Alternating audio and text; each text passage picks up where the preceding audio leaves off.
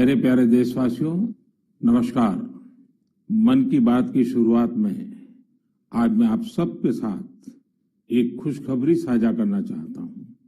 हर भारतीय को यह जानकर गर्व होगा कि देवी अन्नपूर्णा की एक बहुत पुरानी प्रतिमा कनाडा से वापस भारत आ रही है।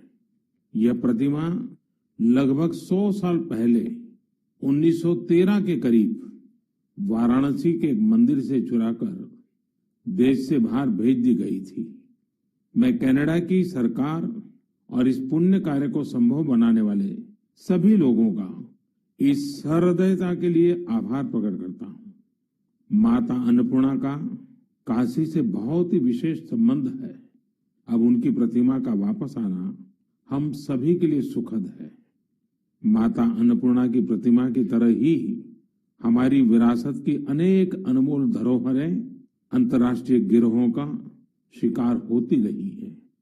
ये गिरोह अंतर्राष्ट्रीय बाजार में इन्हें बहुत ऊंची कीमत पर बेचते हैं।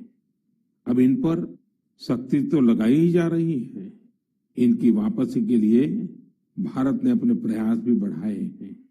ऐसी कोशिशों की वजह से बीते कुछ वर्षों में भारत कई प्रतिमाओं और कलाकृतियों को वापस लाने में सफल रहा है।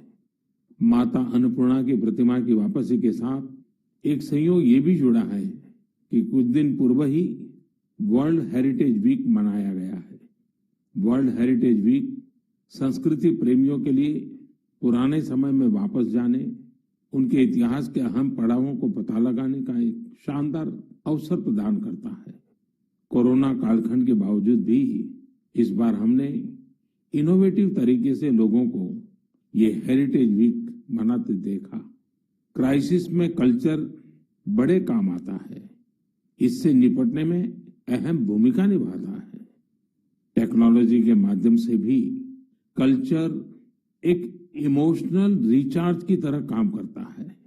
आज देश में कई म्यूजियम्स और लाइब्रेरीज अपने कलेक्शन को पूरी तरह से डिजिटल बनाने पर काम कर रहे हैं।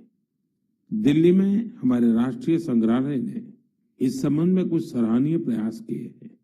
राष्ट्रीय संग्रहालय द्वारा करीब 10 वर्चुअल गैलरीज इंट्रोड्यूस करने की दिशा में काम चल रहा है ना मजेदार? अब आप घर बैठे दिल्ली के नेशनल म्यूजियम गैलरीज का टूर कर पाएंगे, जहां एक और सांस्कृतिक धरोहरों को टेक्नोलॉजी के माध्यम से अधिक लोगों तक पहुंचाना अहम है।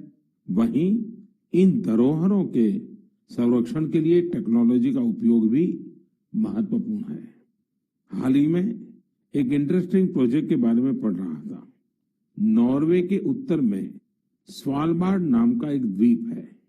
इस द्वीप में एक प्रोजेक्ट आर्कटिक वर्ल्ड आर्काइव बनाया गया है। इस आर्काइव में बहुमूल्य हेरिटेज डेटा को इस तरह से रखा गया है कि किसी भी प्रकार के प्राकृतिक या मानव निर्मित आपदाओं से प्रभावित न हो सके।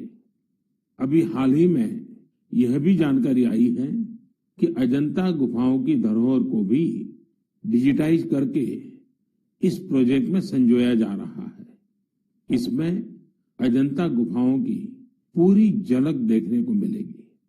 इसमें डिजिटलाइज और रिस्टोर्ड पेंटिंग के साथ साथ इससे संबंधित दस्तावेज और कोट्स भी शामिल होंगे। साथियों, महामारी ने एक और जहां हमारे काम करने के तौर तरीकों को बदला है, तो दूसरी ओर प्रकृति को नए ढंग से अनुभव करने का भी अवसर दिया है। प्रकृति को देखने के हमारे नजरिए में भी बदलाव आया है। अब हम सर्दियों के मौसम में कदम रख रहे हैं। हमें प्रकृति के अलग अलग रंग देखने को मिलेंगे। पिछले कुछ दिनों से इंटरनेट चेरी ब्लॉसम की वायरल तस्वीरों से भरा हुआ है।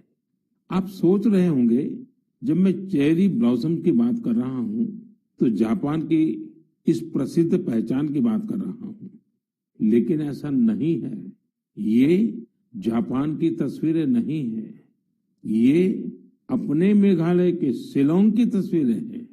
मेघालय की खूबसूरती को इन चेरी ब्लॉसम ने और बढ़ा दिया है। साथियों, इस महीने 12 नवंबर से डॉक्टर सलीम अली जी का 125वां जयंती समारोह शुरू हुआ है। डॉक्टर सलीम ने पक्षियों की दुनिया में बर्ड वॉचिंग को लेकर उल्लेखनीय कार्य किया है। दुनिया के बर्ड वॉचर्स को भारत के प्रति आकर्षित भी किया है। मैं हमेशा से बर्ड वॉचिंग के शौकीन लोगों का प्रशंसक रहा हूं। बहुत धैर्य के साथ वो घंटों तक सुबह से शाम तक बर्ड वॉचिंग कर सकते हैं, प्रकृति के अनूठे नजारों का लुत्फ उठा सकते हैं और अपने ज्ञान को हम लोगों तक भी पहुंचाते रहते हैं। भारत में भी बहुत सी बर्ड वॉचिंग सोसाइटी सक्रिय है। आप भी जरूर इस विषय के साथ जुड़िए। मेरी भागदौड़ की जिंदगी में मुझे भी पिछले दिनों केवड़िया में पक्षियों के साथ समय बिताने का बहुत ही यादगार अवसर मिला। पक्षियों के साथ बिताया हुआ समय आपको प्रकृति से भी जोड़ेगा और पर्यावरण के लिए भी प्रेरणा देगा। मेरे प्यारे देशवासियों, भारत की संस्कृति और शास्त्र हमेशा से ही पूरी दुनिया के लिए आकर्षण के केंद्र रहे हैं। कई लोग तो इनकी खोज में भारत आए और हमेशा के लिए यहीं के होकर रह गए, तो कई लोग वापस अपने देश जाकर इस संस्कृति के संवाहक बन गए। मुझे जोनास मसेट्टी के काम के बारे में जानने का मौका मिला, जिन्हें विश्वनाथ के नाम से भी जाना जाता है। जोनास ब्राजील में लोगों को वेदांत और गीता सिखाते हैं।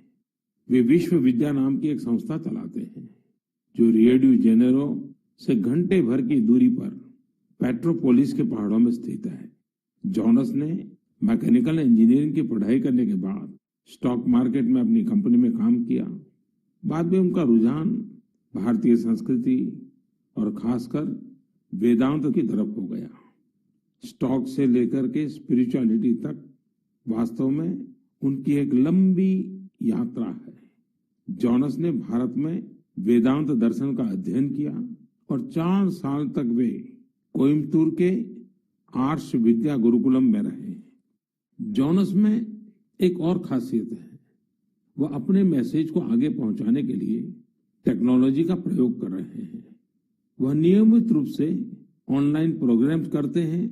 वे प्रतिदिन पॉडकास्ट करते हैं। पिछले 7 वर्षों में जोनास ने वेदांत पर अपने फ्री ओपन कोर्सेज के माध्यम से 1.5 लाख से अधिक स्टूडेंट्स को पढ़ाया है। जोनास न केवल एक बड़ा काम कर रहे हैं, बल्कि उसे एक ऐसी भाषा में कर रहे हैं जिसे समझने वालों की संख्या भी बहुत अधिक है। लोगों में इसको लेकर काफी रुचि है कि कोरोना और क्वारंटाइन के इस समय में वेदांत कैसे मदद कर सकता है। मन की बात के माध्यम से मैं जोनास को उनके प्रयासों के लिए बधाई देता हूं और उनके भविष्य के प्रयासों के लिए शुभकामनाएं देता हूं।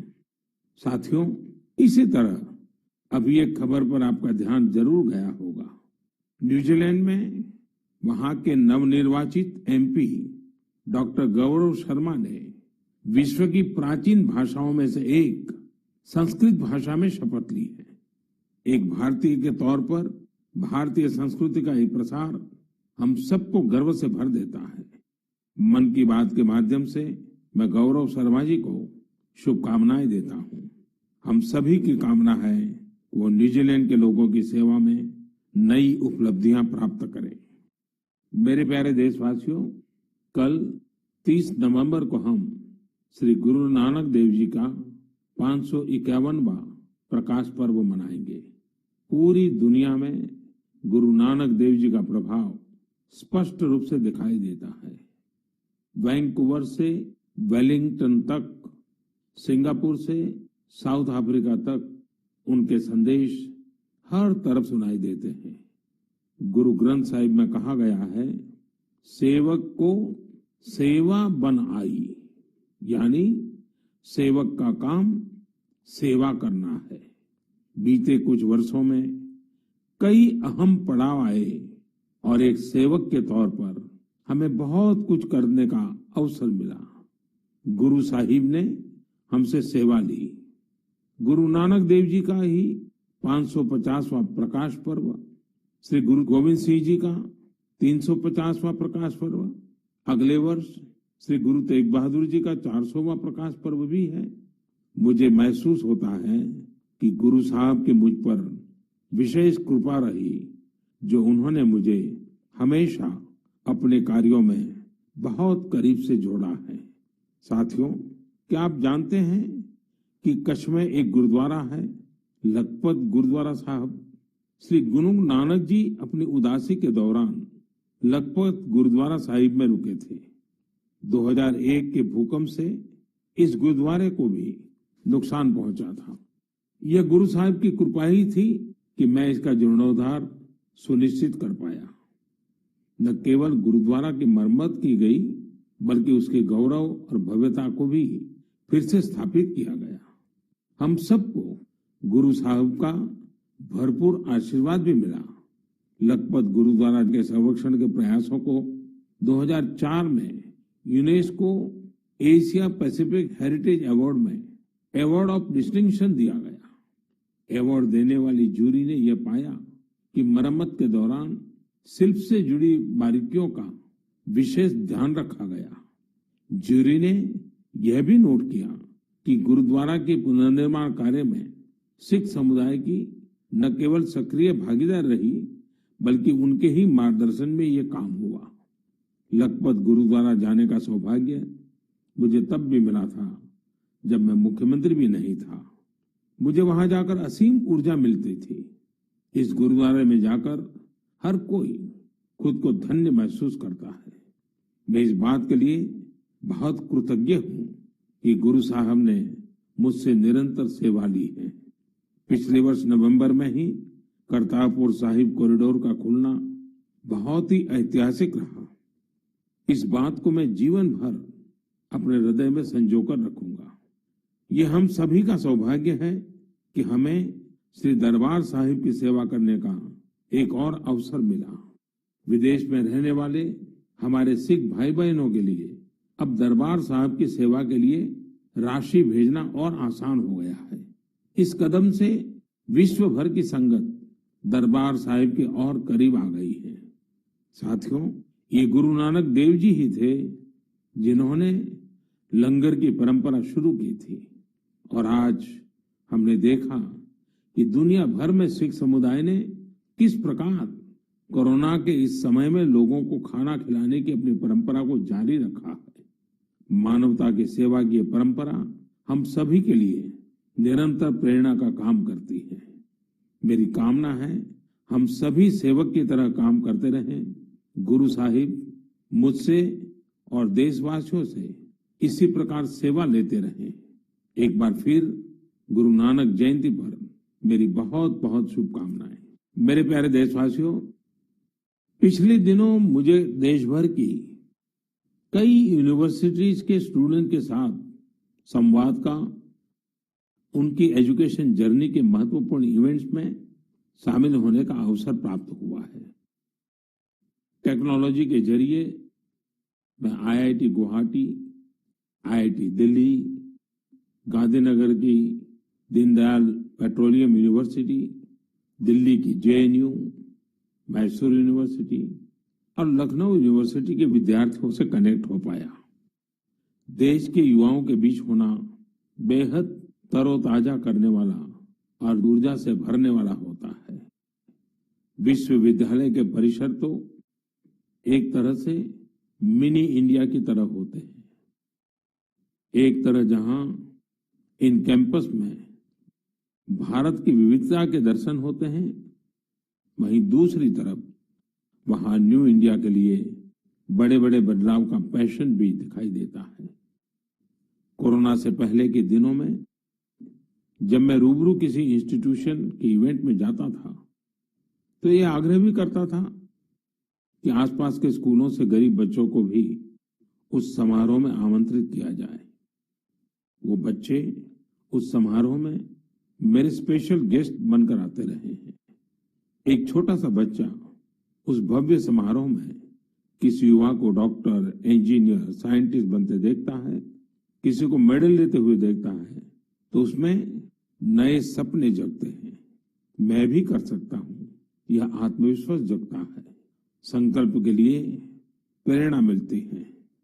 साथियों, इसके अलावा एक और बात जानने में मेरी हमेशा रुचि रहती है कि उस इंस्टीट्यूशन के अलुमनाई कौन है। उस संस्थान के अपने अलुमनाई से रेगुलर एंगेजमेंट की व्यवस्था है क्या? उनका अलुमनाई नेटवर्क कितना जीवंत है? मेरे युवा दोस्तों, आप तब तक ही किसी संस्थान के विद्यार्थी होते हैं जब तक आप वहां पढ़ाई करते हैं, लेकिन वहां के एलुमनाई आप जीवन भर रहते हैं। स्कूल कॉलेज से निकलने के बाद दो चीजें कभी खत्म नहीं होती हैं। एक, आपकी शिक्षा का प्रभाव, और दूसरा, आपका अपने स्कूल कॉलेज से लगाव। जब कभी एलुमनाई आपस में बात करते हैं तो स्कूल कॉलेज की उनकी यादों में किताबों और पढ़ाई से ज्यादा कैंपस में बिताया गया समय और दोस्तों के साथ गुजारे गए लम्हे होते हैं। और इन्हीं यादों में से जन्म लेता है एक भाव इंस्टीट्यूशन के लिए कुछ करने का। जहां आपके व्यक्तित्व का विकास हुआ है, वहां के विकास के लिए आप कुछ करें। इससे बड़ी खुशी और क्या हो सकती है? मैंने कुछ ऐसे प्रयासों के बारे में पढ़ा है जहां पूर्व विद्यार्थियों ने अपने पुराने संस्थानों को बढ़ चढ़ करके दिया है। आजकल अलुमनाई इसको लेकर बहुत सक्रिय है। आईआईटियंस ने अपने संस्थानों को conference centres, management centres, incubation centres जैसी कई अलग अलग व्यवस्थाएं खुद बनाकर दी हैं। ये सारे प्रयास वर्तमान विद्यार्थियों के लर्निंग एक्सपीरियंस को इंप्रूव करते हैं। आईआईटी दिल्ली ने एक एंडाउमेंट फंड की शुरुआत की है, जो कि एक शानदार आइडिया है। विश्व की जानी मानी यूनिवर्सिटी में इस प्रकार के एंडाउमेंट्स बनाने का कल्चर रहा है, जो स्टूडेंट्स की मदद करता है। मुझे लगता है कि भारत के विश्वविद्यालय भी इस कल्चर को इंस्टीट्यूशनलाइज करने में सक्षम है। जब कुछ लौटाने की बात आती है तो कुछ भी बड़ा या छोटा नहीं होता है। छोटे से छोटी मदद भी मायने रखती है। हर प्रयास महत्वपूर्ण होता है। अक्सर पूर्व विद्यार्थी अपने संस्थानों के टेक्नोलॉजी अपग्रेडेशन में, बिल्डिंग के निर्माण में, अवार्ड्स और स्कॉलरशिप शुरू करने में, स्किल डेवलपमेंट के प्रोग्राम शुरू करने में बहुत महत्वपूर्ण भूमिका निभाते हैं। कुछ स्कूलों की ओल्ड स्टूडेंट एसोसिएशन ने मेंटरशिप प्रोग्राम शुरू किए हैं। इसमें वे अलग अलग बैच के विद्यार्थियों को गाइड करते हैं, साथ ही एजुकेशन प्रोस्पेक्ट पर चर्चा करते हैं। कई स्कूलों में, खासतौर से बोर्डिंग स्कूलों की एल्यूमनाई एसोसिएशन बहुत स्ट्रांग है, जो स्पोर्ट्स टूर्नामेंट और कम्युनिटी सर्विस जैसी गतिविधियों का आयोजन करते रहते हैं। मैं पूर्व विद्यार्थियों से आग्रह करना चाहूंगा कि उन्होंने जिन संस्था में पढ़ाई की है, वहां से अपनी बॉन्डिंग को और अधिक मजबूत करते रहें। चाहे वह स्कूल हो, कॉलेज हो या यूनिवर्सिटी। मेरा संस्थानों से भी आग्रह है कि एल्यूमनाई एंगेजमेंट के नए और इनोवेटिव तरीकों पर काम करें, क्रिएटिव प्लेटफॉर्म्स डेवलप करें, ताकि एल्यूमनाई की सक्रिय भागीदारी हो सके। बड़े कॉलेज और यूनिवर्सिटीज नहीं, हमारे गांवों के स्कूल्स का भी strong, vibrant, active alumni network हो। मेरे प्यारे देशवासियों, 5 दिसंबर को श्री अरविंदो की पुण्यतिथि है। श्री अरविंदो को हम जितना पढ़ते हैं, उतनी ही गहराई हमें मिलती जाती है। मेरे युवा साथी श्री अरविंदो को जितना जानेंगे, उतना ही अपने आप को जानेंगे, खुद को समृद्ध करेंगे। जीवन की जिस भाव अवस्था में आप हैं, जिन संकल्पों को सिद्ध करने के लिए आप प्रयासरत हैं, उनके बीच आप हमेशा से ही श्री अरविंदो को एक नई प्रेरणा देते पाएंगे, एक नया रास्ता दिखाते हुए पाएंगे। जैसे आज जब हम लोकल के लिए वोकल इस अभियान के साथ आगे बढ़ रहे हैं, तो श्री अरविंदो का स्वदेशी का दर्शन हमें राह दिखाता है। बांग्ला में एक बड़ी ही प्रभावी कविता है, छोईशुतो पॉयमोन्तो आसे तुंग होते दिसलाई काठी ताऊ आसे पोते प्रोदीप्ति जालिते खेते छूते जेते किछुते लोग नॉय शादीन। यानी हमारे यहाँ सुई और दिया सलाई तक विलायती जहाज से आते हैं। खाने पीने सोने किसी भी बात में लोग स्वतंत्र नहीं है। वो कहते भी थे स्वदेशी का अर्थ है कि हम अपने भारतीय कामगारों कारीगरों की बनाई हुई चीजों को प्राथमिकता दें। ऐसा भी नहीं कि श्री अरबिंदो ने विदेशों से कुछ सीखने का भी कभी विरोध किया हो। जहां जो नया है वहां से हम सीखें। जो हमारे देश में अच्छा हो सकता है उसका हम सहयोग और प्रोत्साहन करें। यही तो आत्मनिर्भर भारत अभियान में वोकल फॉर लोकल मंत्र की भी भावना है। खासकर स्वदेशी अपनाने को लेकर उन्होंने जो कुछ कहा वो आज हर देशवासी को पढ़ना चाहिए। साथियों, इसी तरह शिक्षा को लेकर भी श्री अरबिंदो के विचार बहुत स्पष्ट थे। वो शिक्षा को केवल किताबी ज्ञान, डिग्री और नौकरी तक की सीमित नहीं मानते थे। श्री अरबिंदो कहते थे हमारी राष्ट्रीय शिक्षा हमारी युवा पीढ़ी के दिल और दिमाग की ट्रेनिंग होनी चाहिए। यानी मस्तिष्क का वैज्ञानिक विकास हो और दिल में भारतीय भावनाएं भी हो। तभी एक युवा देश का और बेहतर नागरिक बन पाता है। श्री अरबिंदो ने राष्ट्रीय शिक्षा को लेकर जो बात तब कही थी, जो अपेक्षा की थी, आज देश उसे नई राष्ट्रीय शिक्षा नीति के जरिए पूरा कर रहा है। मेरे प्यारे देशवासियों, भारत में खेती और उससे जुड़ी चीजों के साथ नए आयाम जुड़ रहे हैं। बीते दिनों हुए कृषि सुधारों ने किसानों के लिए नई संभावनाओं के द्वार भी खोले हैं। बरसों से किसानों की जो मांग थी, जिन मांगों को पूरा करने के लिए किसी न किसी समय में हर राजनीतिक दल ने उनसे वायदा किया था, वो मांगे पूरी हुई है। काफी विचार विमर्श के बाद भारत की संसद ने कृषि सुधारों को कानूनी स्वरूप दिया। इन सुधारों से न सिर्फ किसानों के अनेक बंधन समाप्त हुए हैं, बल्कि उन्हें नए अधिकार भी मिले हैं, नए अवसर भी मिले हैं।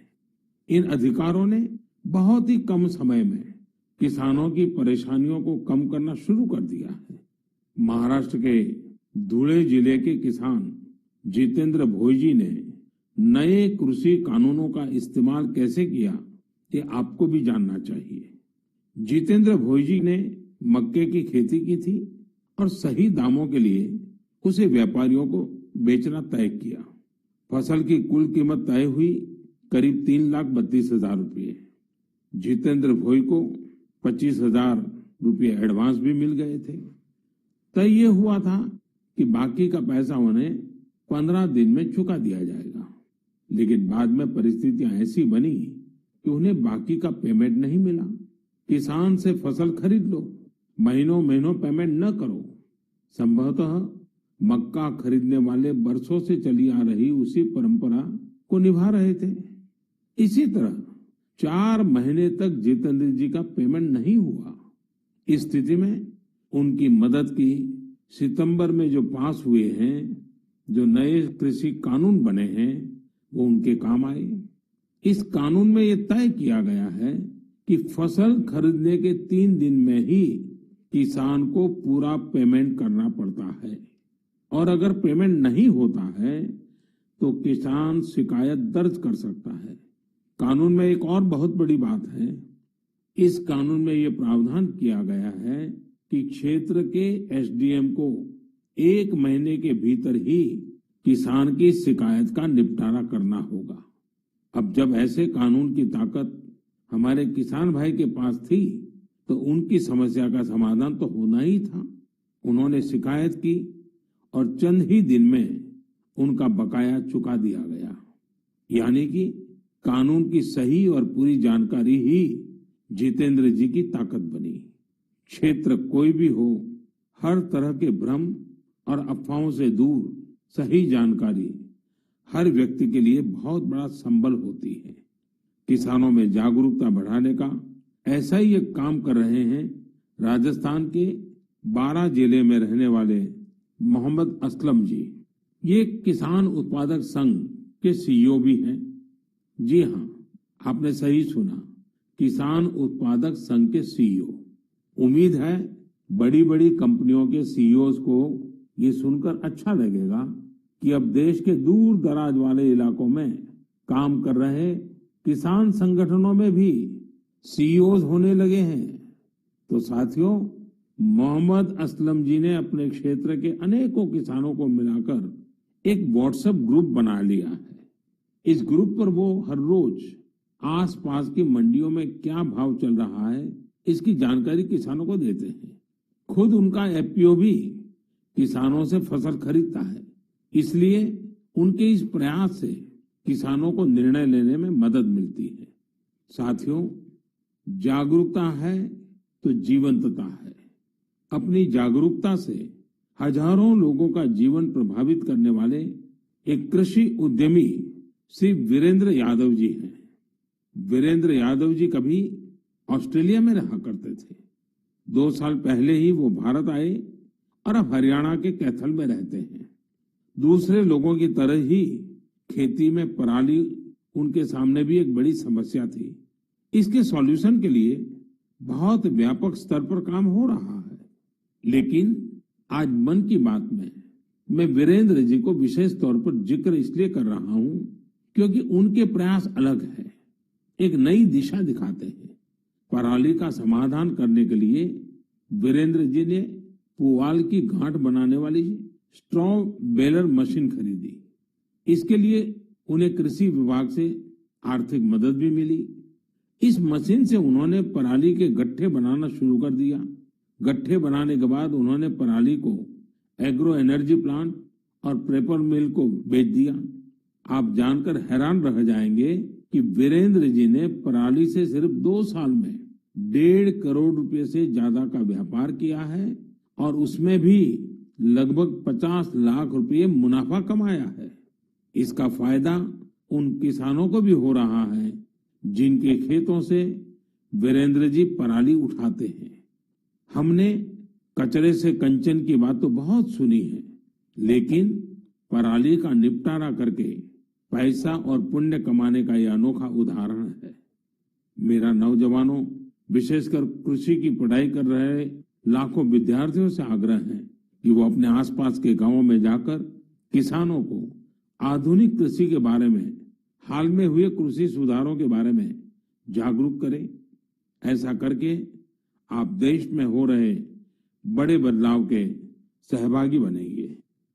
मेरे प्यारे देशवासियों, मन की बात में हम अलग अलग भांति भांति का अनेक विषयों पर बात करते हैं, लेकिन एक ऐसी बात को भी 1 साल हो रहा है जिसको हम कभी खुशी से याद नहीं करना चाहेंगे।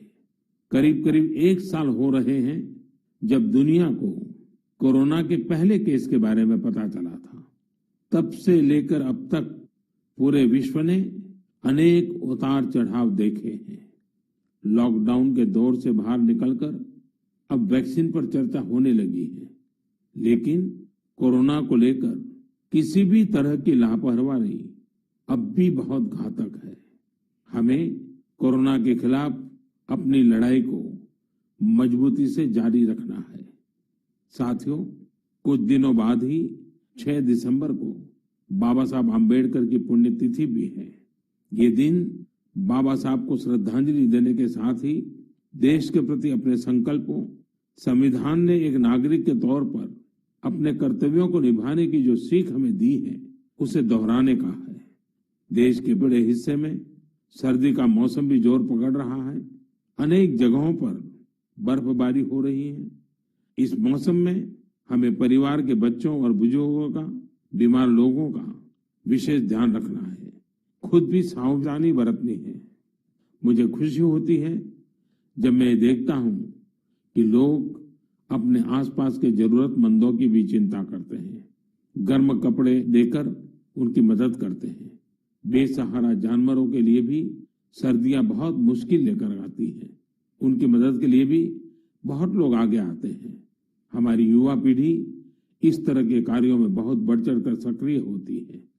साथियों, अगली बार जब हम मन की बात में मिलेंगे तो 2020 का ये वर्ष समाप्ति की ओर होगा। नई उम्मीदें, नए विश्वास के साथ हम आगे बढ़ेंगे। आप जो भी सुझाव हो, आइडियाज हो, उन्हें मुझ तक जरूर साझा करते रहिए। आप सभी को बहुत बहुत शुभकामनाएं। आप सब स्वस्थ रहें, देश के लिए सक्रिय रहें। बहुत बहुत धन्यवाद।